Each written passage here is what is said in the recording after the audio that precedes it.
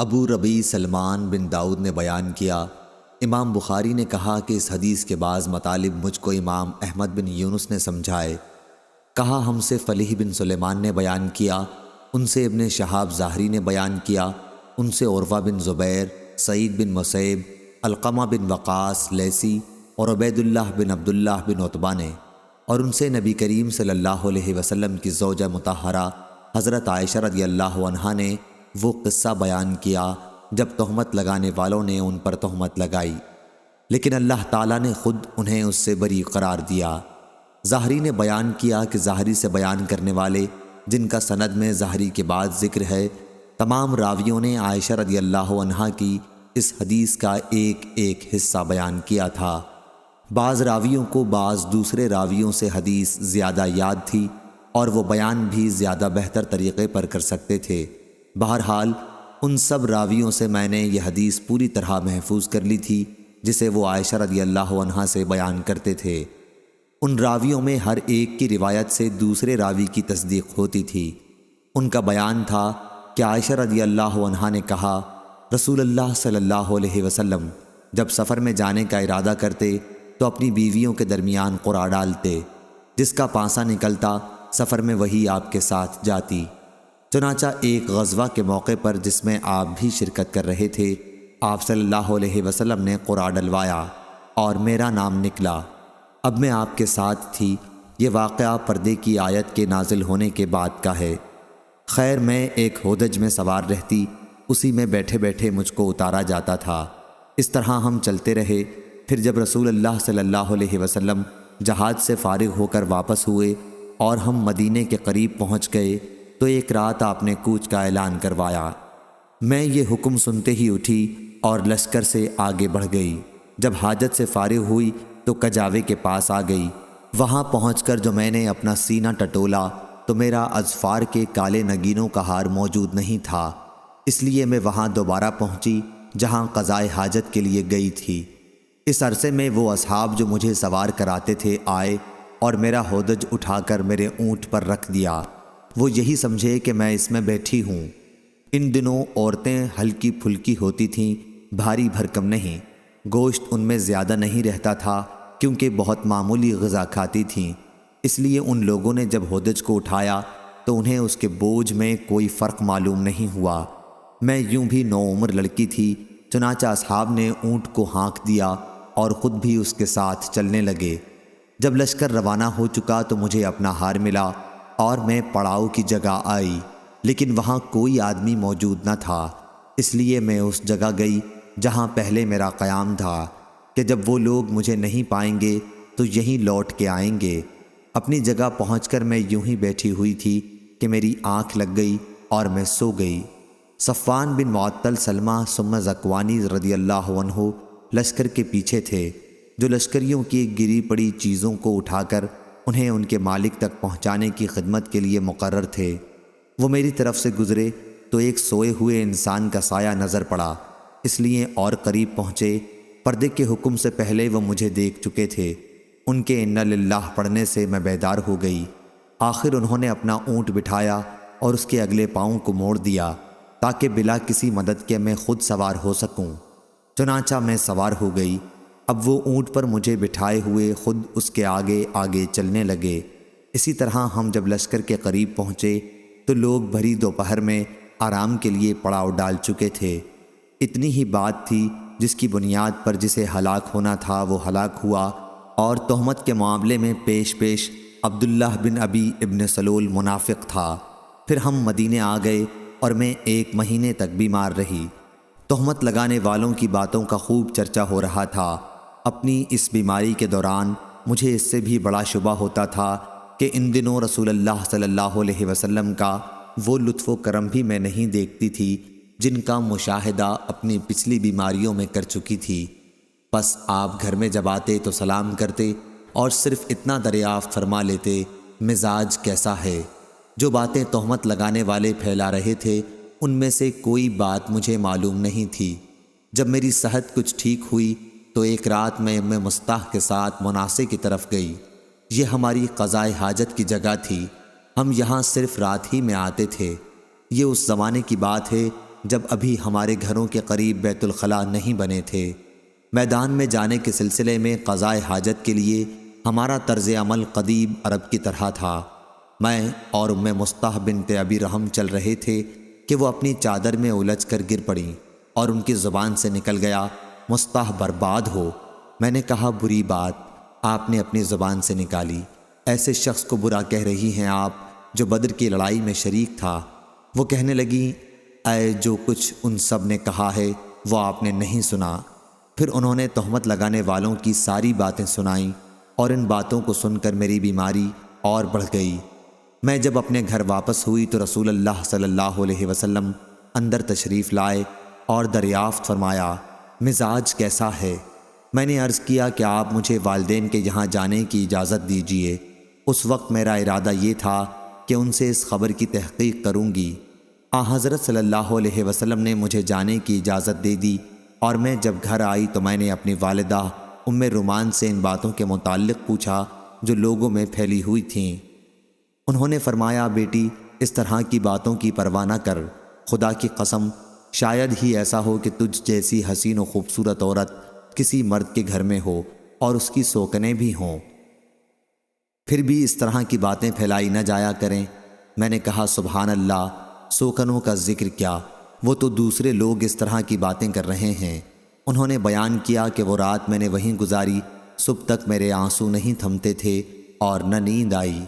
صبح ہوئی تو رسول اللہ صلی اللہ علیہ وسلم نے اپنی بیوی کو جدا کرنے کے سلسلے میں مشورہ کرنے کے لیے علی بن ابی طالب اور اسامہ بن زید رضی اللہ عنہ کو بلوایا، کیونکہ وہی اس سلسلے میں اب تک نہیں آئی تھی۔ اسامہ رضی اللہ عنہ کو آپ کی بیویوں سے آپ کی محبت کا علم تھا، اس لیے اسی کے مطابق مشورہ دیا اور کہا، آپ کی بیوی یا رسول اللہ صلی اللہ علیہ وسلم، واللہ ہم ان کے متعلق خیر کے سوا اور کچھ نہیں جانتے۔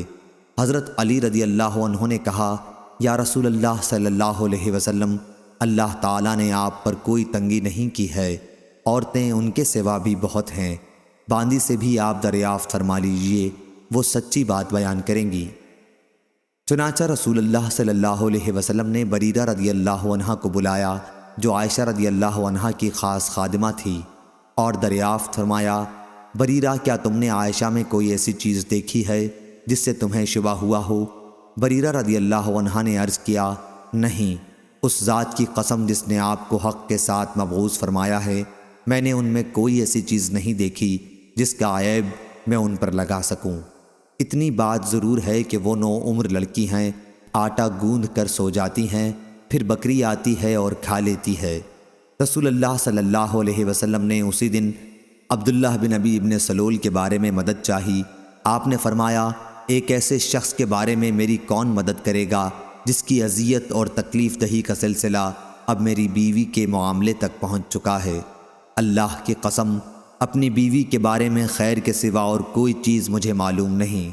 پھر نام بھی اس معاملے میں انہوں نے ایک ایسے آدمی کا لیا ہے جس کے متعلق بھی میں خیر کے سوا اور کچھ نہیں جانتا۔ خود میرے گھر میں جب بھی وہ آئے ہیں تو میرے ساتھ ہی آئے۔ یہ سن کر سعد بن معاذ رضی اللہ عنہ کھڑے ہوئے اور عرض کیا، یا رسول اللہ صلی اللہ علیہ وسلم، واللہ میں آپ کی مدد کروں گا۔ اگر وہ شخص جس کے متعلق تہمت لگانے کا آپ نے اشارہ فرمایا ہے اوس قبیلے سے ہوگا تو ہم اس کی گردن مار دیں گے، کیونکہ سعد رضی اللہ عنہ خود قبیلہ اوس کے سردار تھے، اور اگر وہ خزرج کا آدمی ہوا تو آپ ہمیں حکم دیں، جو بھی آپ کا حکم ہوگا ہم تعمیل کریں گے۔ اس کے بعد سعد بن عبادہ رضی اللہ عنہ کھڑے ہوئے جو قبیلہ خزرج کے سردار تھے، حالانکہ اس سے پہلے اب تک بہت صالح تھے، لیکن اس وقت سعد بن معاذ رضی اللہ عنہ کی بات پر حمیت سے غصہ ہو گئے تھے، اور سعد بن معاذ رضی اللہ عنہ سے کہنے لگے، خدا کے دوام و بقا کی قسم، تم جھوٹ بولتے ہو، نہ تم اسے قتل کر سکتے ہو اور نہ تمہارے اندر اس کی طاقت ہے۔ پھر اسید بن حضیر رضی اللہ عنہ کھڑے ہوئے، سعد بن معاذ رضی اللہ عنہ کے چچا زاد بھائی، اور کہا، خدا کی قسم ہم اسے قتل کر دیں گے اگر رسول اللہ صلی اللہ علیہ وسلم کا حکم ہوا۔ کوئی شبہ نہیں رہ جاتا کہ تم بھی منافق ہو، کیونکہ منافقوں کی طرفداری کر رہے ہو۔ اس پر اوس و خزرج دونوں قبیلوں کے لوگ اٹھ کھڑے ہوئے اور آگے بڑھنے ہی والے تھے کہ رسول اللہ صلی اللہ علیہ وسلم جو ابھی تک ممبر پر تشریف رکھتے تھے ممبر سے اترے اور لوگوں کو نرم کیا۔ اب سب لوگ خاموش ہو گئے اور آپ بھی خاموش ہو گئے۔ میں اس دن بھی روتی رہی، نہ میرے آنسو تھمتے تھے اور نہ نیند آتی تھی۔ پھر میرے پاس میرے ماں باپ آئے، میں 2 راتوں اور 1 دن سے برابر روتی رہی تھی۔ ایسا معلوم ہوتا تھا کہ روتے روتے میرے دل کے ٹکڑے ہو جائیں گے۔ انہوں نے بیان کیا کہ ماں باپ میرے پاس بیٹھے ہوئے تھے کہ ایک انصاری عورت نے اجازت چاہی اور میں نے انہیں اندر آنے کی اجازت دے دی، اور وہ بھی میرے ساتھ بیٹھ کر رونے لگیں۔ ہم سب اسی طرح تھے کہ رسول اللہ صلی اللہ علیہ وسلم اندر تشریف لائے اور بیٹھ گئے۔ جس دن سے میرے متعلق وہ باتیں کہی جا رہی تھیں جو کبھی نہیں کہی گئی تھیں، اس دن سے میرے پاس آپ نہیں بیٹھے تھے۔ آپ صلی اللہ علیہ وسلم 1 مہینے تک انتظار کرتے رہے تھے، لیکن میرے معاملے میں کوئی وحی آپ پر نازل نہیں ہوئی تھی۔ عائشہ رضی اللہ عنہا نے بیان کیا کہ پھر آپ صلی اللہ علیہ وسلم نے تشہد پڑھی اور فرمایا، عائشہ تمہارے متعلق مجھے یہ باتیں معلوم ہوئیں، اگر تم اس معاملے میں بری ہو تو اللہ تعالیٰ بھی تمہاری برت ظاہر کر دے گا، اور اگر تم نے گناہ کیا ہے تو اللہ تعالیٰ سے مغفرت چاہو اور اس کے حضور توبہ کرو، کہ بندہ جب اپنے گناہ کا اقرار کر کے توبہ کرتا ہے تو اللہ تعالیٰ بھی اس کی توبہ قبول کرتا ہے۔ جو ہی آپ صلی اللہ علیہ وسلم نے اپنی گفتگو ختم کی، میرے آنسو اس طرح خشک ہو گئے کہ اب ایک قطرہ بھی محسوس نہیں ہوتا تھا۔ میں نے اپنے باپ سے کہا کہ آپ رسول اللہ صلی اللہ علیہ وسلم سے میرے متعلق کہیے، لیکن انہوں نے کہا، قسم اللہ کی مجھے نہیں معلوم کیا حضرت صلی اللہ علیہ وسلم سے مجھے کیا کہنا چاہیے۔ میں نے اپنی ماں سے کہا کہ رسول اللہ صلی اللہ علیہ وسلم نے جو کچھ فرمایا اس کے متعلق حضور صلی اللہ علیہ وسلم سے آپ ہی کچھ کہیے۔ انہوں نے بھی یہی فرما دیا کہ قسم اللہ کی مجھے معلوم نہیں کہ مجھے رسول اللہ صلی اللہ علیہ وسلم سے کیا کہنا چاہیے۔ انہوں نے بیان کیا کہ میں نوعمر لڑکی تھی، قرآن مجھے زیادہ یاد نہیں تھا۔ میں نے کہا، اللہ گواہ ہے، مجھے معلوم ہوا کہ آپ لوگوں نے بھی لوگوں کی افواہ سنی ہے اور آپ لوگوں کے دلوں میں وہ بات بیٹھ گئی ہے، اور اس کی تصدیق بھی آپ لوگ کر چکے ہیں۔ اس لیے اب اگر میں کہوں کہ میں اس بہتان سے بری ہوں، اور اللہ خوب جانتا ہے کہ میں واقعی اس سے بری ہوں، تو آپ لوگ میرے اس معاملے میں تصدیق نہیں کریں گے۔ لیکن اگر میں گناہ کو اپنے ذمہ لے لوں، حالانکہ اللہ تعالیٰ خوب جانتا ہے کہ میں اس سے بری ہوں، تو آپ لوگ میری بات کی تصدیق کر دیں گے۔ قسم اللہ کی میں اس وقت اپنی اور آپ لوگوں کی کوئی مثال یوسف علیہ السلام کے والد یعقوب علیہ السلام کے سوا نہیں پاتی کہ انہوں نے بھی فرمایا تھا، پس صبر جمیل، صبر ہی بہتر ہے، اور جو کچھ تم کہتے ہو اس معاملے میں میرا مددگار اللہ تعالیٰ ہے۔ اس کے بعد بستر پر میں نے اپنا رخ دوسری طرف کر لیا، اور مجھے امید تھی کہ خود اللہ تعالیٰ میری برت کرے گا، لیکن میرا یہ خیال کبھی نہ تھا کہ میرے متعلق وہی نازل ہوگی۔ میری اپنی نظر میں حیثیت اس سے بہت معمولی تھی کہ قرآن مجید میں میرے متعلق کوئی آیت نازل ہو۔ ہاں، مجھے اتنی امید ضرور تھی کہ آپ کوئی خواب دیکھیں گے جس میں اللہ تعالیٰ مجھے بری فرما دے گا۔ اللہ گواہ ہے کہ ابھی آپ اپنی جگہ سے اٹھے بھی نہ تھے، اور نہ اس وقت گھر میں موجود کوئی باہر نکلا تھا کہ آپ پر وحی نازل ہونے لگی، اور شدت وحی سے آپ جس طرح پسینے پسینے ہو جایا کرتے تھے وہی کیفیت آپ کی اب بھی تھی۔ پسینے کے قطرے موتیوں کی طرح آپ کے جسم مبارک سے گرنے لگے، حالانکہ سردی کا موسم تھا۔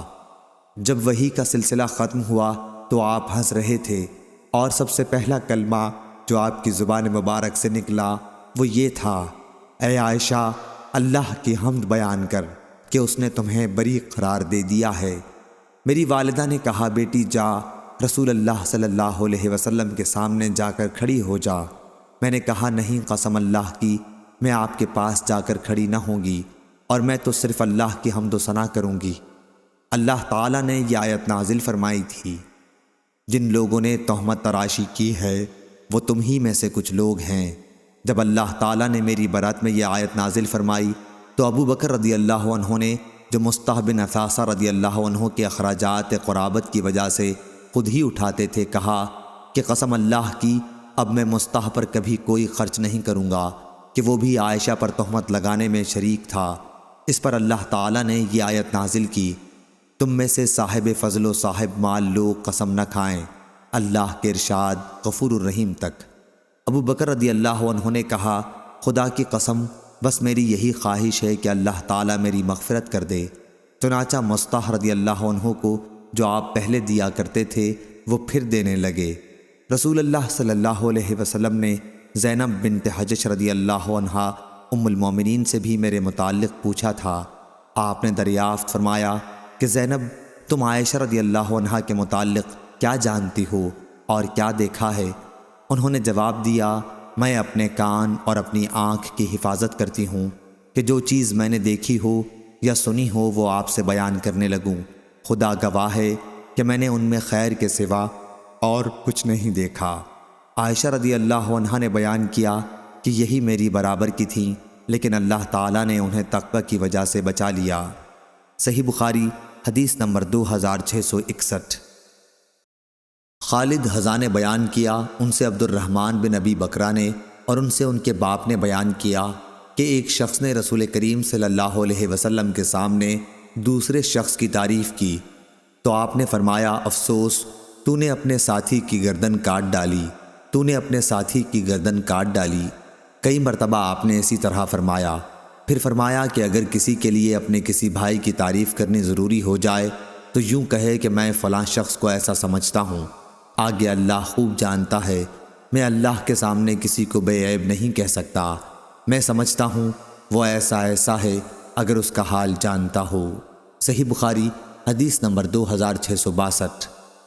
ابو موسیٰ اشعری رضی اللہ عنہ نے بیان کیا کہ رسول کریم صلی اللہ علیہ وسلم نے سنا کہ ایک شخص دوسرے کی تعریف کر رہا تھا اور مبالغے سے کام لے رہا تھا تو رسول اللہ صلی اللہ علیہ وسلم نے فرمایا کہ تم لوگوں نے اس شخص کو ہلاک کر دیا، اس کی پشت توڑ دی۔ صحیح بخاری حدیث نمبر 2663۔